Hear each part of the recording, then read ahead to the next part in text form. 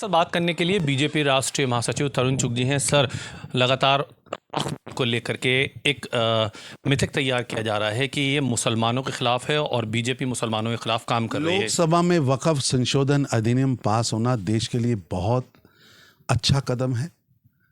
मैं बधाई देता हूं सारी टीम को, क्योंकि इसके पास होने के बाद गरीब मुस्लिम्स, गरीब बेसहारा विधवा मुस्लिम बहनें, गरीब लाचार अनाथ गरीब महिला बच्चों, उनके लिए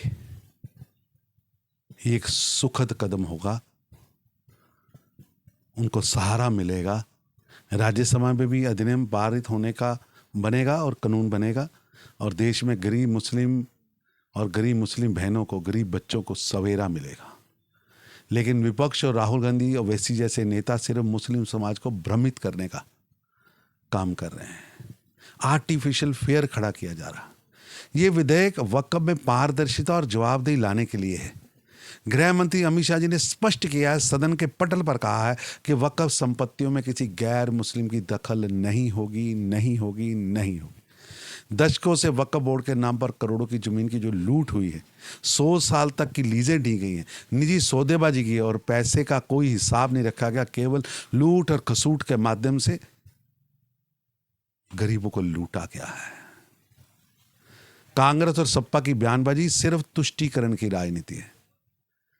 अब हर वक्फ सौदे की रजिस्ट्रेशन होगी, रिकॉर्ड होगा, सार्वजनिक निरीक्षण होगा और वक्फ संपत्तियों से होने वाली कमाई का उपयोग शिक्षा, स्कॉलरशिप, स्वास्थ्य सुविधा, रोजगार कार्यक्रमों के लिए होगा और गरीब बेसहारा विधवा बहनों को और अनाथ बेसहारा बच्चों को इसका लाभ मिलेगा। एक बहुत अहम सवाल है सर, मुसलमानों को ये डर दिखाया जा रहा है कि उनकी दरगाह, खानखा, उनकी ईदगाह, उनके मज़ार छीन लिए जाएंगे। आर्टिफिशियल फेयर क्रिएट किया जा रहा।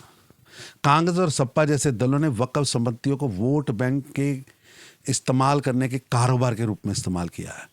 वक्फ बोर्ड को अपनी पार्टी के कार्यकर्ताओं से बढ़कर उसे रियल स्टेट कब्जा एजेंसी बना दिया है। रियल स्टेट कब्जा एजेंसी की तरह चला है।